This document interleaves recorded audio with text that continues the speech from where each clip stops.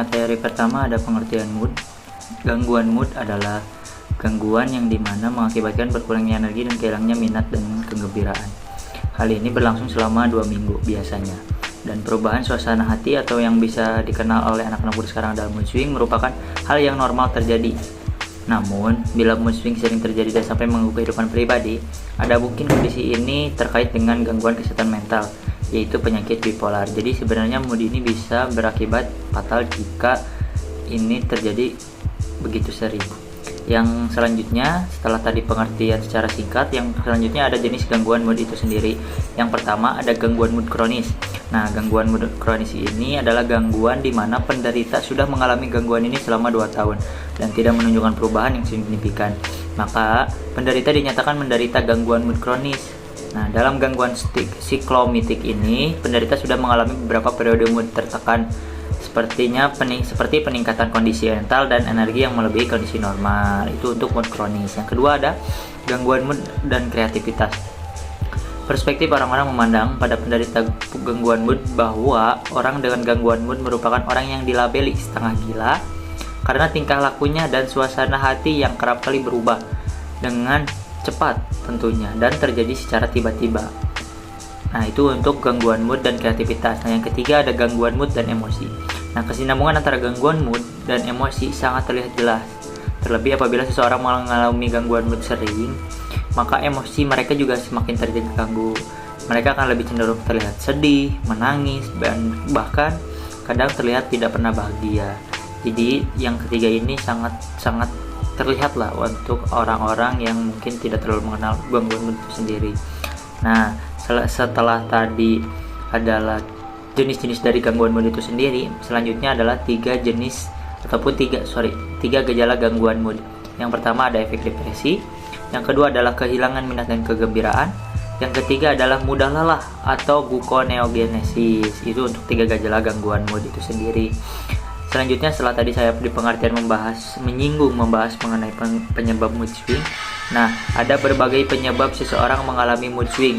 Di antaranya, satu adalah kondisi hormon, di mana biasanya kondisi hormon ini terjadi pada remaja, wanita hamil, ataupun wanita lanjut usia yang dimana mereka mengalami menopause ataupun menopause. Nah, biasanya kelompok ini adalah kelompok yang kemungkinan besar ataupun kerentanannya sangat terkait dengan hormon itu sendiri, atau kemungkinan besarnya adalah mengalami mood swing yang terkait perubahan hormon. Selanjutnya yang kedua, penyebab mood swing ini adalah ketidakseimbangan kimia di otak. Jadi mood swing ini bisa disebabkan oleh ketidakseimbangan zat kimia otak yang mengatur suasana hati. Beberapa contoh dari zat kimia ini biasanya yaitu serotonin ataupun dopamin. Itu. Yang ketiga itu adalah menderita penyakit tertentu nih. Penyakit yang diderita juga menjadi faktor yang mendasari kemunculan mood swing. Beberapa penyakit yang bisa menyebabkan gangguan mood adalah kerusakan paru-paru, ginjal, bahkan jantung, dan juga bisa sampai menyerang kepada otak. Yang keempat itu adalah gangguan mental. Ada beberapa gangguan mental yang seringkali dikaitkan dengan keluhan mood swing, seperti depresi, bipolar, bahkan skizofrenia ataupun ADHD. Itu untuk penyebab mood swing itu sendiri. Yang selanjutnya ada cara mengatasi ataupun mencegah. Setelah tadi kita menjelaskan tentang mood swing, nah kita harus tahu juga nih cara mengatasi dan mencegah agar mood swing ini tidak terjadi. Yang pertama itu adalah menjalani pola hidup sehat. Tentunya ketika kita menjalani ataupun menerapkan pola hidup sehat, kita bisa mengatur kehidupan kita yang lebih baik. Contohnya seperti apa? Olahraga, tidur yang cukup, konsumsi makanan yang sehat, dan juga yang pastinya adalah kita bisa mengelola stres itu sendiri. Yang kedua adalah membuat mood diary.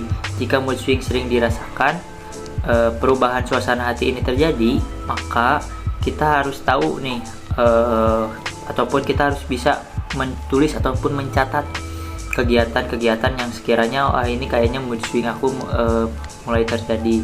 Nah, biasanya ditulis di catatan pribadi dengan kayak pola-polanya seperti apa, terus kayak faktor pemicunya kenapa bisa mood swing ini terjadi. Nah, itu kita harus bisa membuat catatan kecilnya untuk catatan pribadi.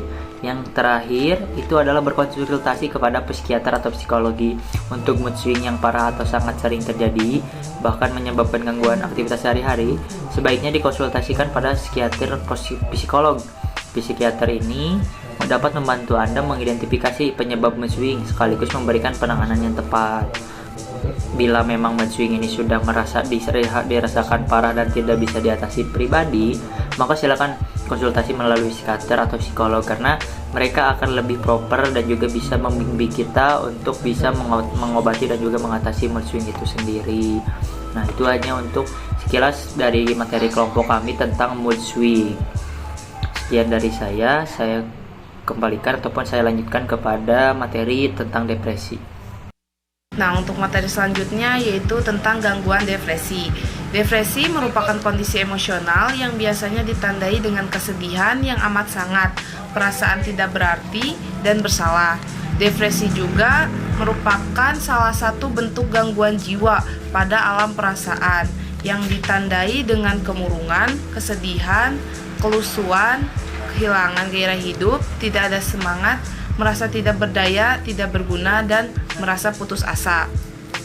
Nah, berdasarkan beberapa definisi yang sudah dijelaskan, dapat disimpulkan bahwa depresi merupakan gangguan emosional atau suasana hati yang buruk yang ditandai dengan kesedihan yang berkepanjangan, putus harapan, perasaan bersalah dan tidak berarti, sehingga seluruh proses mental, berpikir, berperasaan, dan berperilaku tersebut dapat mempengaruhi motivasi untuk beraktivitas dalam kehidupan sehari-hari maupun pada hubungan interpersonal. Lalu selanjutnya ada ciri-ciri dan gejala depresi. Yang pertama itu ada gejala fisik. Gejala fisik di sini yaitu ada gangguan pola tidur. Jadi gangguan pola tidur ini terkadang cenderung lebih banyak tidur ataupun kurang tidur. Lalu ada menurunnya tingkat aktivitas. Jadi di mana terdapat sebuah keadaan saat seseorang malas berinteraksi dengan orang-orang dan lebih banyak menghabiskan waktu sendiri, atau kehilangan minat, kesenangan atas hobi atau aktivitas yang sebelumnya disukai. Yang terakhir ada mudah merasa letih dan sakit. Karena depresi merupakan sebuah pemikiran negatif, sehingga apapun yang ada pada dirinya ikut terbawa negatif, sehingga imun tubuh pun melemah dan mengakibatkan mudah sakit. Yang kedua itu ada gejala psikis. Apa saja sih gejala psikis itu? Yang pertama ada kehilangan rasa kepercayaan diri. Terus ada merasa diri tidak berguna dan merasa bersalah. Ada juga rasa putus asa dan pesimis, rasa sedih, cemas atau hampa yang terus-menerus, tidak tenang dan gampang tersinggung. Dan yang ketiga ada gejala sosial. Gejala sosial itu yaitu menurunnya aktivitas dan minat sehari-hari, jadi menarik diri ataupun menyendiri. Lalu ada tidak adanya motivasi untuk melakukan apapun. Jadi dia itu merasa malas dalam setiap harinya. Lalu ada yang terakhir ada hilangnya hasrat untuk hidup dan keinginan untuk bunuh diri. Lalu ada faktor-faktor penyebab depresi.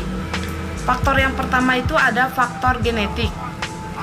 Faktor genetik ini merupakan faktor yang berasal dari bawaan orang tersebut atau keturunan. Jadi ketika seseorang dalam keluarganya memiliki banyak permasalahan dan ada riwayat bahwa orang tua mereka pernah mengalami atau mengidap gangguan depresi, maka kemungkinan orang tersebut akan mengalami hal serupa. Yang kedua itu ada faktor psikologis atau kepribadian.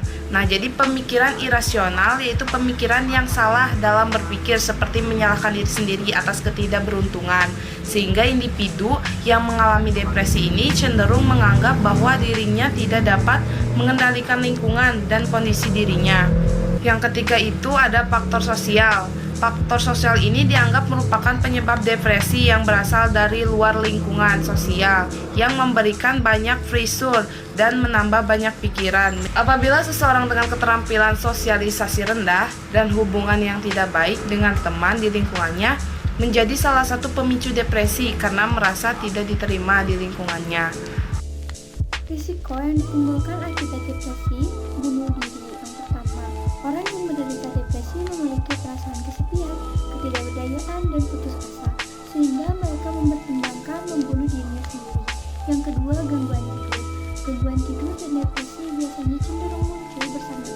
80% dari orang yang menderita depresi mengalami insomnia atau kesulitan untuk tidur.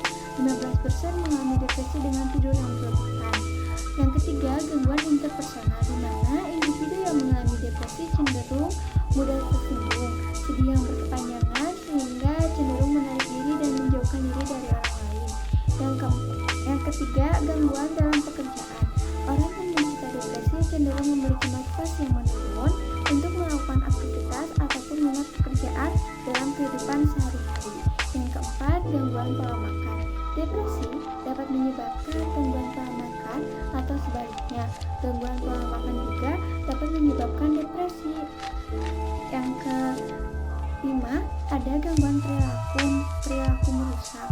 Orang yang menderita depresi memiliki perilaku yang merusak seperti agresivitas dan kekerasan, menggunakan obat-obatan terlarang dan alkohol, serta perilaku merokok yang berlebihan. Selanjutnya ada penanganan depresi. Perubahan pola hidup itu adalah yang pertama, di mana perubahan pola hidup yaitu dengan cara berolahraga, mengatur pola makan, berdoa, memiliki keberanian untuk berubah dan rekreasi. Yang kedua ada terapi psikologi, terapi interpersonal, di mana dilakukan oleh psikolog dalam jangka pendek yang berfokus kepada hubungan antara orang-orang dengan perkembangan simptom gangguan kejiwaan. Konseling kelompok adalah yang ketiga, di mana konseling kelompok dan dukungan sosial mengunjungi tempat layanan bimbingan konseling merupakan suatu yang bisa untuk mengatasi depresi. Adapun selanjutnya yaitu pelaksanaan wawancara konseling yang dilakukan antara seorang konselor profesional dengan beberapa presiden sekaligus dalam kelompok kecil, yaitu dengan melakukan terapi humor atau terapi kognitif. Yang ketiga ada pengobatan berkonsultasi kepada dokter kejiwaan atau psikiater. Di sini saya akan memaparkan tentang pengertian bunuh diri menurut American Psychiatric Association. Dalam website resminya mengartikan perilaku bunuh diri sebagai bentuk tindakan dari individu dengan cara membunuh dirinya sendiri, yang paling sering terjadi diakibatkan oleh adanya tekanan, depresi, ataupun penyakit mental lainnya. Bunuh diri merupakan tindakan yang dilakukan seseorang secara sadar untuk mengakhiri hidupnya. Selanjutnya ada penyebab bunuh diri. Yang pertama ada depresi yang tidak tertangani. Yang kedua ada perilaku impulsif. Yang ketiga ada masalah dalam kehidupan sosial. Yang keempat karena mengonsumsi alkohol dan obat-obatan. Dan yang terakhir adalah karena gangguan mental. Selanjutnya ada cara mencegah bunuh diri.